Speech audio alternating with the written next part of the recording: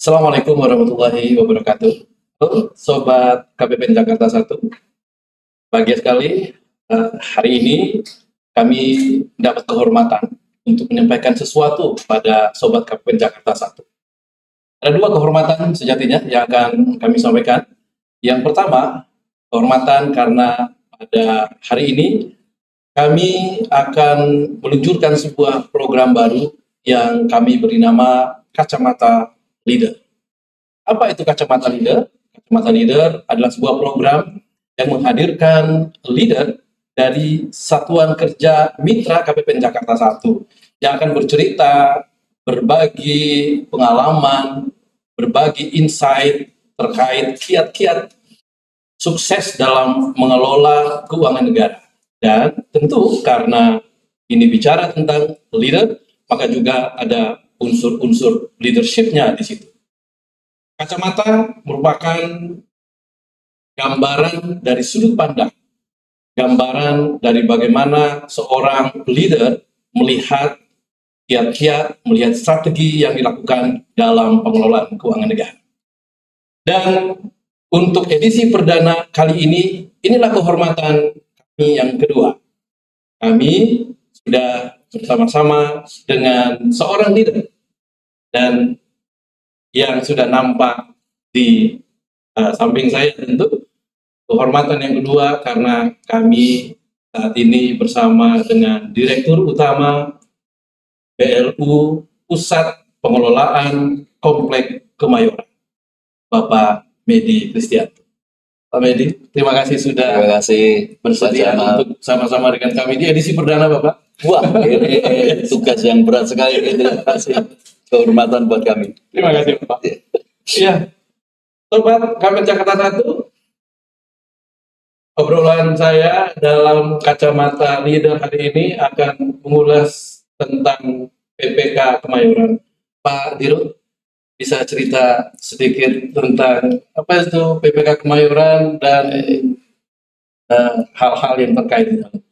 Baik, terima kasih Pak Jamal. Ini juga kehormatan bagi kami, Sobat KPPN 1. Tugas yang berat ini karena ini adalah yang sesi yang pertama kali. Ini kita coba untuk bisa menyampaikan sebaik-baiknya. Terima kasih Pak Jamal, kehormatan buat kami untuk dijadikan istilahnya teman untuk ngobrol bareng.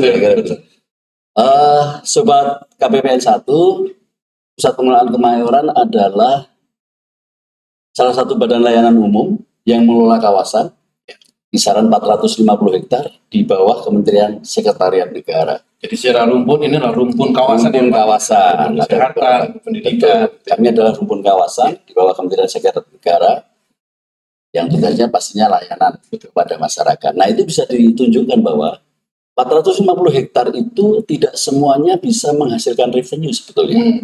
41% diantaranya itu adalah fasos-fasum. Ada jalan, ada PJU, ada greenbelt, ada main drain dan segala macam yang notabene itu adalah cost center. Nah, itu kalau dinilai dari perhitungan kami bisa sampai 789 triliun setiap tahun layanan atas fasos-fasum itu yang diberikan kepada masyarakat umum. Yang sejatinya dinikmati oleh begitu banyak masyarakat. Begitu banyak masyarakat. Itu Pak sama kira-kira. Nah, ini karena sebagai mitra KPPN Jakarta 1 tentu kita fokus ke pengelolaan anggaran ya Pak. Baik. Dan tentu tidak tanpa sebab kami di KPPN Jakarta 1 memilih PPK Kemayoran untuk menjadi yang perdana di Kacamata Leader hari ini. Karena PPK Kemayoran itu IKPA-nya nilainya sempurna. Waduh. Nilainya sempurna 100. Alhamdulillah. Sangat sedikit dari sekian banyak yang bisa mencapai 100. Tentu ini tidak datang dengan sendirinya. Strateginya bocorin dong. Wah, menarik Pak. Ya kalau strategi itu sebetulnya bagaimana kita, pertama Pak, itu kita harus percaya pada teman-teman kan dalam pelaksanaan tugas. Itu kepercayaan harus diberikan. Tidak ada garansi lainnya selain kita harus percaya kepada teman-teman untuk menjalankan tugasnya dengan baik. Percaya. Itu penting. Terus yang kedua, Ini lebih pada situasi yang bukan yang teknis, tapi non teknis. Menciptakan non teknis itu penting. Nah, nanti bicara non teknis mungkin di belakang. Ya. Nah, kalau yang teknis itu kami sangat percaya bahwa teman-teman itu menjalankan tugasnya dengan baik. Ikuti aturan mainnya. Ikuti aturan mainnya. Artinya misalnya kenapa IPA 100 ya alhamdulillah Bapak sudah memberikan 100 ini. bukan kami memberikan. Bukan ya. Itu pencapaian. Ya, terima kasih. Secara indikator dan tergambar semua. Baik, terima kasih Pak. Jadi situasi harus diciptakan enak kepada teman-teman, berikan kepercayaan. Suasananya kondusif. Suasananya harus dibuat kondusif. Jangan membuat juga. Ini memang saya kalau bicara teknis sama non teknis memang tergabung. Okay. Jangan membuat satu situasi sehingga teman-teman ada kendala untuk bicara dengan pimpinan kira-kira begitu. Itu harus tidak ada. Artinya situasi itu harus diciptakan sehingga kalau ada kendala maka teman-teman bisa sharing dengan pimpinannya untuk mendapatkan arah. Nah, misalnya revisi anggaran. Ya. Revisi anggaran Kanwil itu ikuti saja. Kalau maksimal 2 kali setahun. Ya, jangan pernah kamu jadi 4-5 kali jebol nanti kalau misalnya gitu. Kalau cuma sekali misalnya. Apapun sekali ya sekali itu dilakukan. Itu harus komit seperti itu. Ya. Itu dimulai dari perencanaan pasti. Perencanaan itu harus sudah ketat sekali menghitung istilahnya bagaimana menjadikan angka DIPA. Ini tidak sekali saja Pak. Ya. Itu berkali-kali dan dibahas serius dalam satu komisi-komisi begitu sehingga nanti pada saat pelaksanaan kalaupun ada deviasi pasti tidak akan seperti itu. Kalau masih di dalam rentang itu harus dijaga Pak, karena supaya lulus ya ikuti dan aturan mainnya. Kalau kamu pengen lulus saja nggak apa-apa juga. Tapi kalau lulus kamu mau jadi juara, ikuti itu. Kira-kira ada regulasi, ada ketentuan dan ikuti saja ketentuan. Ikuti saja ya. Ya, artinya revisi anggaran 2 kali ya kita manfaatkan 2 kali itu.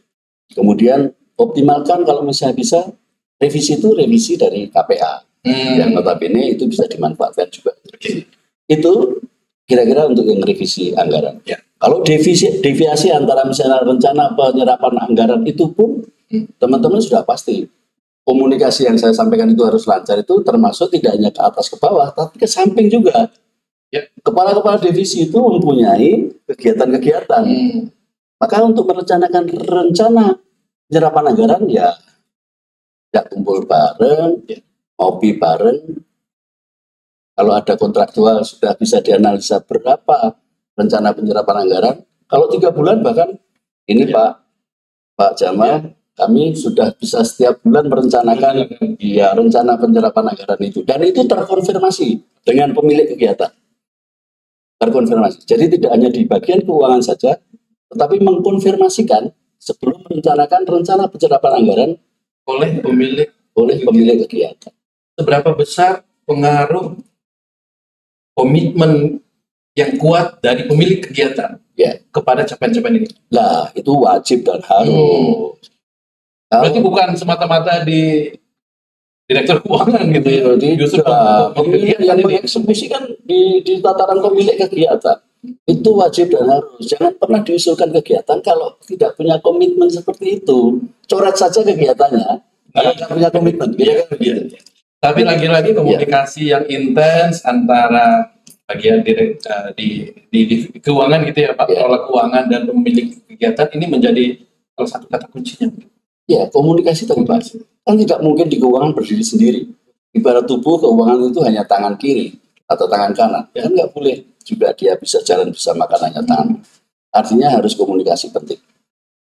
Nah, kami berprinsip no news, good news.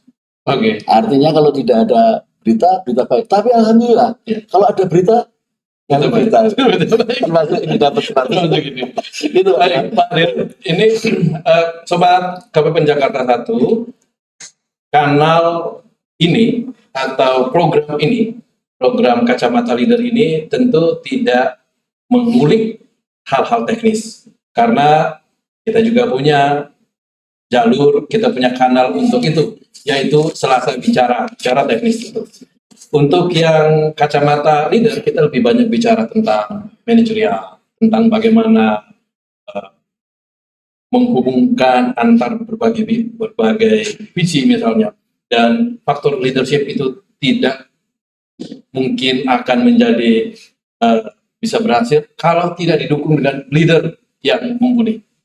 Pak, tipsnya apa atau rahasianya apa sebagai seorang leader nih Pak? Karena ini akan disaksikan oleh para leader di setiap levelnya.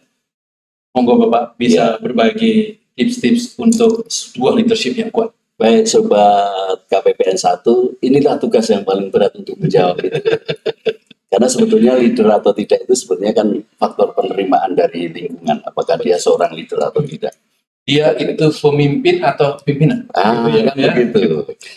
Jadi ini sharing saja Pak Jamal. Seperti tadi saya sampaikan, bahwa teknis itu untuk anak-anak sekarang gampang sekali. Menyelesaikan soal-soal teknis itu gampang.